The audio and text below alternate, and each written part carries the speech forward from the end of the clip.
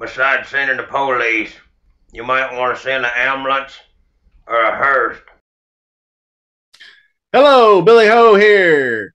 Mexico Open 2023, Vedante Vallarta. We're going to talk a little DraftKings pricing, some ownership, maybe some picks and pivots, and what to do up top, because I guess that's the question everybody's going to ask. To Rom or not to Rom, to Tony to not to Tony, hashtag fade the 10K or hashtag go all in, that kind of thing we're going to look at.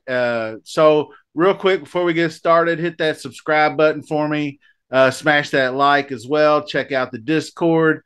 Join the contest and don't forget about the article. It's coming together pretty good. I went ahead and threw in tea times into the article just to give you a quick look at what the jump off is Thursday. Weather is the point is mood, like Joey says in Friends. It's a cow's opinion. There is no wind to speak of, really. Every day it's a roller coaster, though. Early afternoon, the wind picks up slightly, 8 to 10 miles an hour, maybe, but I don't think that's enough to affect the scoring that much. But if you really, really wanted to get super picky, you could go really early AM or the very first tee times. You're still going to be playing in the wind one way or the other. I don't think it's that big a deal. I kind of like leaning to the PM AM because this is a real score fest. And I feel like the pressure could land on a lot of golfers if they're AM, PM, and they get out there before their tee time and the cut's like 6 or 7 under, and they're like, one under. They shot, like 70 the first day or something. And they're like, geez, I got to go out here and shoot 65 just to make the cut today. And then when you get that in your head, instead of going out going, well, I know I'm going to need to play well to make the cut. I just don't know what the number is going to be. So sometimes that matters, sometimes it don't. But some people fall into that line. So we're going to jump into the cheat sheet here real quick and see what we got. Let's go.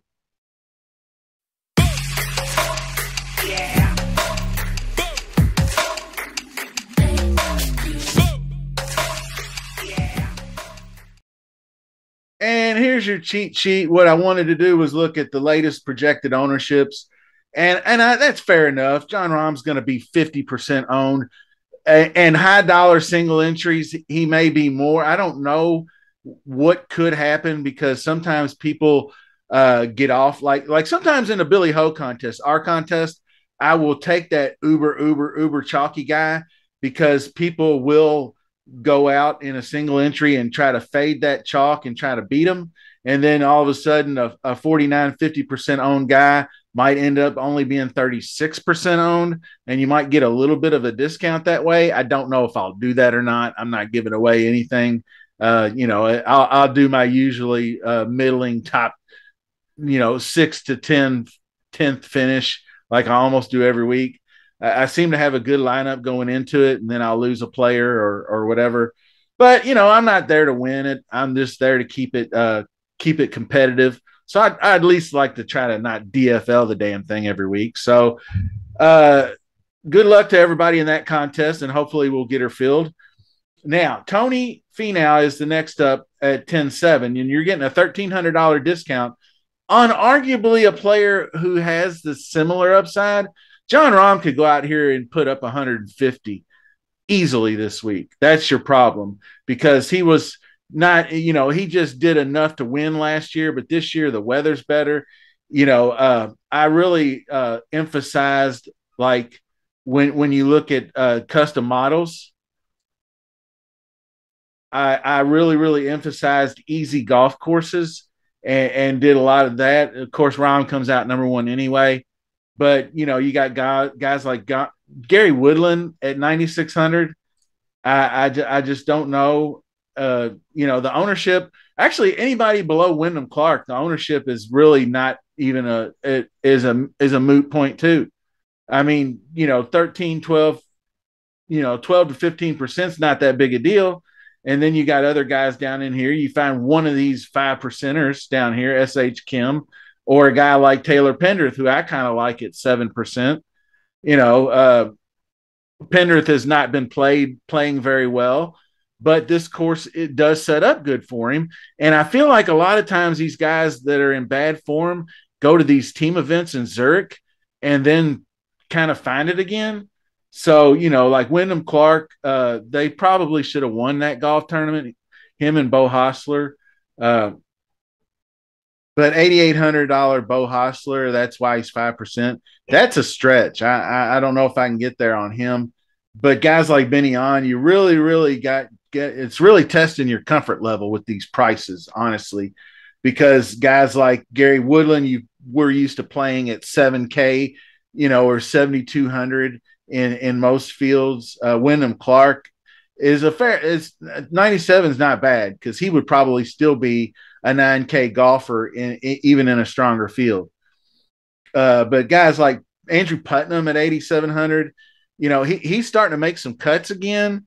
So it's possible, but this is just not the course that you would think because off the tee is so important. So that's a guy that I would look to go elsewhere on. But other guys that made my list of easy course guys was Smalley, and he's hanging in there at 12%. I thought he'd be a little bit more owned than that after the top 10 last year, but I guess his back-to-back missed cuts, you know, uh, here recently, Valero and at the Heritage maybe push people off of that. But he's a really good ball striker, and long enough off the tee where he hits a lot of greens. So his putting can be a problem, but hopefully the past Palom greens give him some love because he had some success on them last year. So I'm just hoping that translates once again. Ben Martin's another one that's up here that's just a solid all around player. Even though he missed the cut here last year, he's just a completely different player now than he was then. I mean, he's consistently making cuts and getting some top 10 finishes. So he's looking pretty good there. Coley Cole down here a little bit, 7,500. I'm just kind of bouncing around at names that caught my eye. Eric Cole can seem to handle easy courses pretty good. Uh, and like I said, part of my custom model, I got him 10th. Double R Norman, Vincent Norman at 7,200, an easy course guy. And then you got your guys like Patrick Rogers, and people are really, really on Patrick Rogers up here at 9,300, and that's really not that bad. But he is getting a little bit of ownership, but that's still not that bad. I mean, if he stays under 15%, you're not hurting yourself too bad. The only two that are really just getting significant ownership are Rahm and Finau, and then Wyndham Clark is getting ownership because whoever's fading Rahm and Finau are probably starting their lineups with Wyndham Clark. And a lot that has to do with the Davis Riley defection after the win last week. So that gave him a couple of extra ticks on the ownership thing.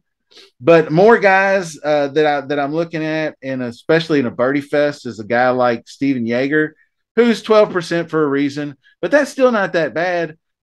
So he's been struggling with the putter lately, which is odd for him. He did have a 15th place finish, and don't get it twisted because he's plenty long off the tee as well. He's over 300.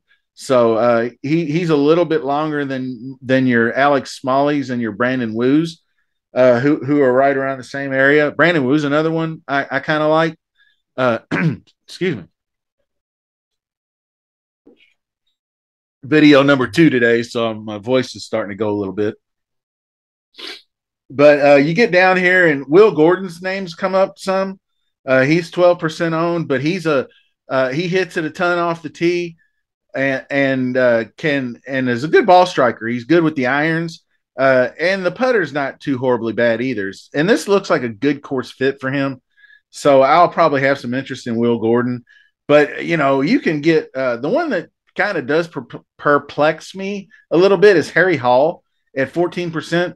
I mean, he's negative on the approach game and not super long off the tee. I guess he's just really good putter.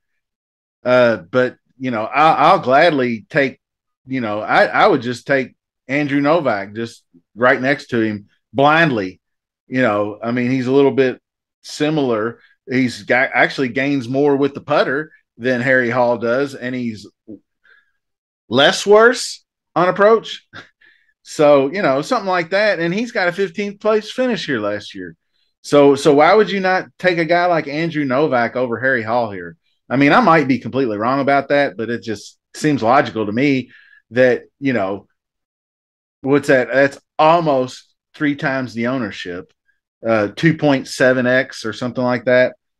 But getting down here, this is where you're going to have to make your bones. You don't necessarily have to dip into the 6Ks, but you can if you want. Matty Schmid's still my gut play. He's actually where's he at? He's sub 5%. It's just because he's so long off the tee, and he's fairly even. He's just really wild, and of course the wide open fairways ought to help him. So I think if he has a few wedges in his hands rather than longer irons, he's still a positive on approach. I think it's just a good setup for him.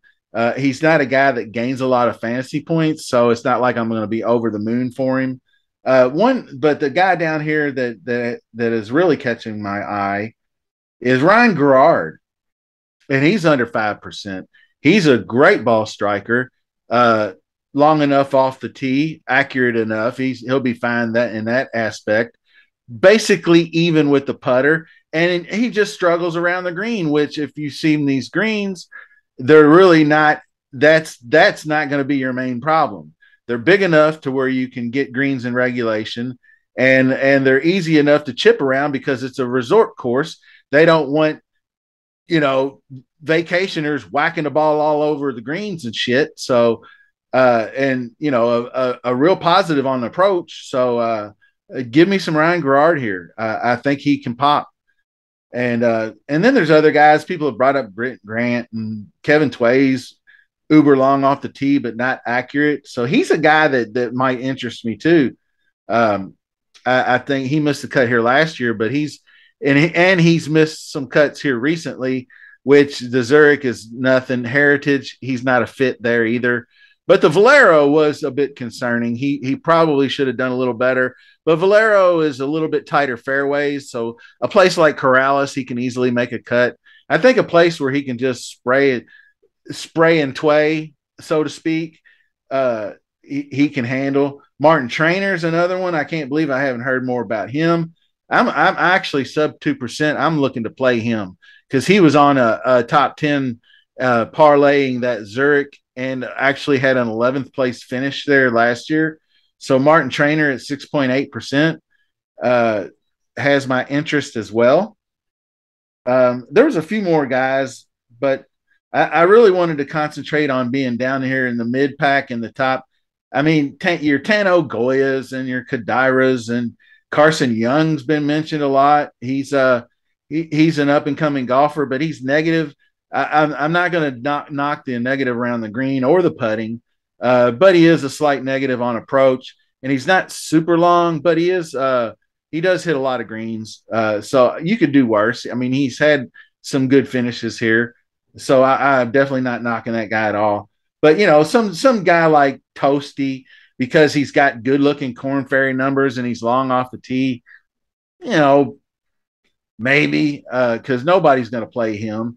The 1.5% are the people that in the industry that want to be slick, like I know this guy and nobody else knows him, kind of thing. So I mean, and then you got Grayson Murray, who somehow makes golf tournaments still. He had a 13th place finish here last year, and he was 33rd. They made the cut at the Zurich, so maybe he's going to parlay another cut made.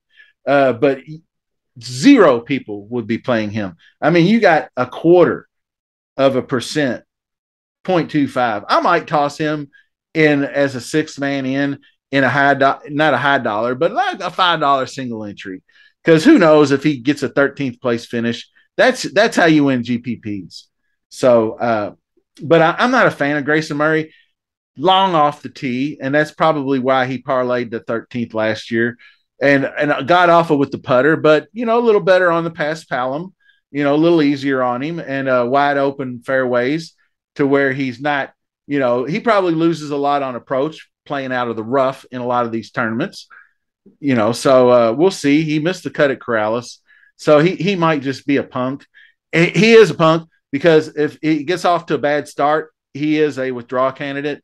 So if you see a double bogey here or there, and he's like 5 over after 7 holes, I mean, he may take his ball and go home. So one more guy, Kevin Roy.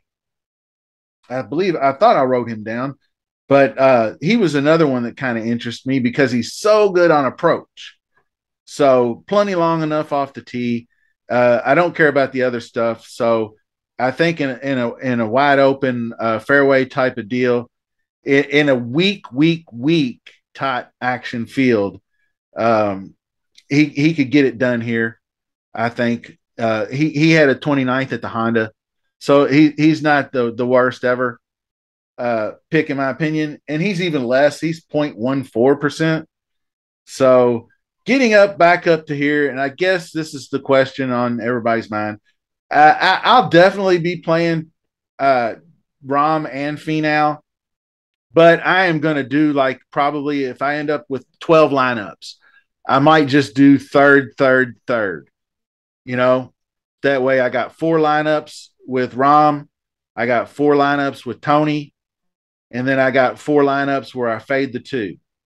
And then we just see how it works out from there. Because you can still, if you construct your lineups, and Toe Tag and Tambo said this, and I'll leave it there with that. It's lineup construction. Who cares if you're 50% on Rahm? I mean, is if he finishes in the top 10, is he gonna kill you? He would literally have to finish probably, obviously missing the cut would kill you.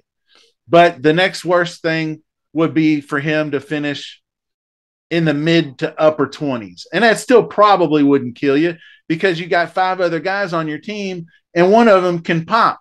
2 of them can pop. You still might have 2 or 3 guys in the top 10 and the winner.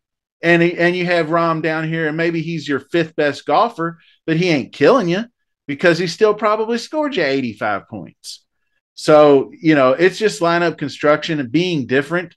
You don't want to go Rahm and then Wyndham Clark and then Nikolai Hogard, or obvious guys like that. You just want to get a little different somewhere and get a little leverage. And that's all it takes. So appreciate you watching. Like, subscribe, all that good stuff. We're starting to grow and grow and grow. So keep on the lookout for more Derby stuff. I'm really starting to get into this Kentucky Derby thing. So we're about a week and a half. We're less than a week away from post draw. A week from Saturday will be the big day. So until then, we'll see you soon. Thanks for watching.